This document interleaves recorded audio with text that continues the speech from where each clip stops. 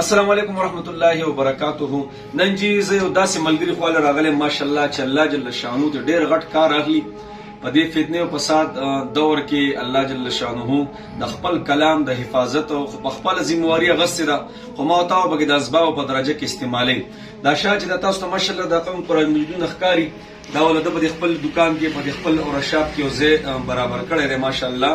او څومره چې دی په دې علاقه کې څومره زوی په قران مجیدونه دي هغه غیر چاپیره نه راټولې او دلته راوړي بیا دې نه بل ځای ته ځي او به پوره پروګرام دی ماشاءالله د دې خلکو د مسلمانانو او هغه بیا یو ځای ته ځي هغه د پنکی.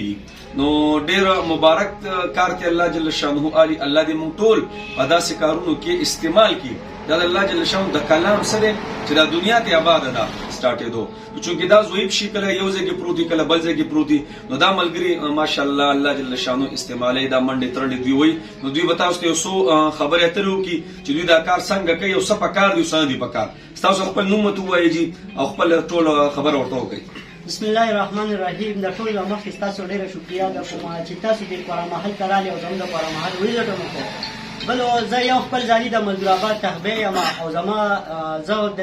پیشین یم لوارین کوم خو خدای پاک رانه د قرآن مجید خدمت اخلي.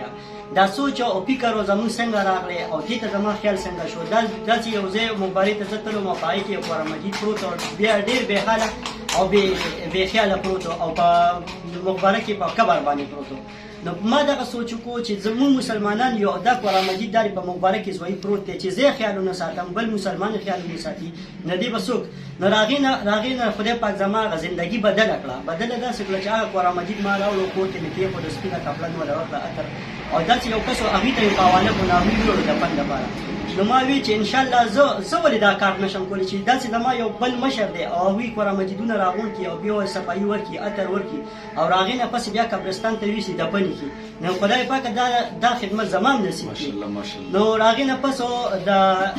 موږ دې چلو کو اولنې به ما سره خپل موټر سایکل او په دې دکان کې ول ورکوټ غونډه دارې ما سیټ کو چې آی کې بس پیو لوډر قرآن مجید راځي دی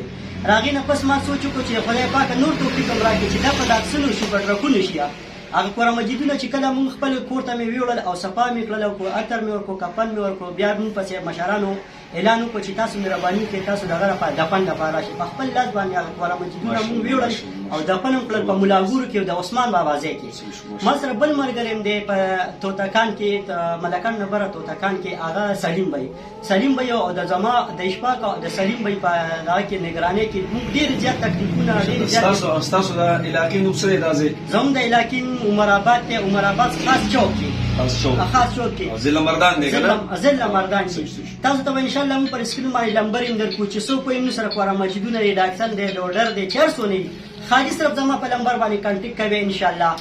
نمبر وتا سو ہے نمبر 0343929191 ماشاءالله. دوی دا پیله بھائی چې غیر چاپیرا په مجموعاتونو کې څومره قرآن مجیدونه پراتی یا په کورونو کې څومره قرآن مجیدونه پراتی هغه یو سیټ تر ټولوي مونږ ترین کوي په دې نمبر سره کانټیکټ کوي دوی به درځي هغه قرآن مجیدونه براچوتي ایوزه کې به بیا د پنکې جی دا قرآن مجیدونه را بره چې کم پراتی دي دام قرآن مجیدونه دي او په لاس کې چې دام قرآن مجید دي اوم د دې بوجونه اوم دا قرآن مجیدونه مونږ راوکاګړي دي دې ته مخبل کله کپڑا ورکړل دي اتر ورکړل سونه مزیدار کله ګول په لګول او دی هغه پسې نه 16 سکونډه باندې چې دا چا د خدمت کو کنه نو د دې نه بل غټه خوشحالي نشته په دې کې چې کومه خوشحالي راځي تاسو ته نشم دي خلک په ان شاء الله الحمدلله د دې قرآن د خاطر تاسو راځي او تاسو ته خدمت کې تاسو ته وایي چې موږ له خدمت کې ورته راځي تاسو ولې دغه اساس کړل دوی دغه پکې راوړل تاسو دا دوی دا یو گاډي ول ساده کړی دا نمبر پکې تاسو راوړل 0343929118 دا دوی نمبر دی په دې سره تاسو رابطه کولای شئ ان شاء الله تاسو خواله بدرځي او جناب بس د قرآن مجید حفاظت ته جنو ما ته به ځان د اسباب په توګه استعمال کو کنه نو دوی ته تاسو دغه کولای شئ کم جمعهونه په هر ځای کې په کم ځای کې غیر چاپیرا کول لری دي د باجوړ ډیره پور سمره غیر چاپیرا کسان دي نو دوی سره رابطه تاسو کولای شئ.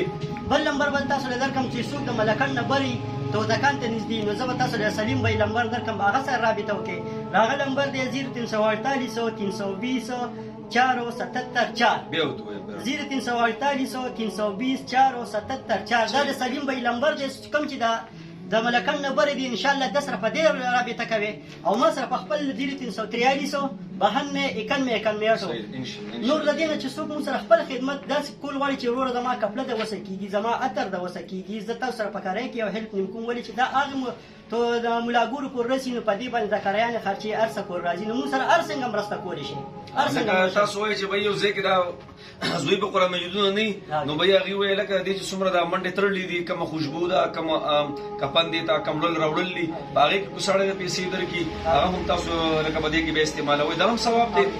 او د شروع پر هره شروع کې په هره شروع مزدور آباد محله نمبر 8 کې کندراتو سیټ باندې هلته یو ختم کېږي د زنانو که څوک کمې زنانه خویندې میندې وایي چې مونږ په دې کې حصه اخلو نو هره شروع هلته محله نمبر 8 ته راځئ هلته ختم کېږي د ختم نه پس بیا د دې شهیدانو صفایانې کېږي د دې شهیدانو صفایانې شي دغه شان ښکلې کپړه ورکړل شي عطر ورکړل شي نو تاسو هم پرې ثوابونو کې پوره مرسته واخلئ نو ډېره مهرباني وایي جزاک الله خیر ډېره مهرباني الله مشرک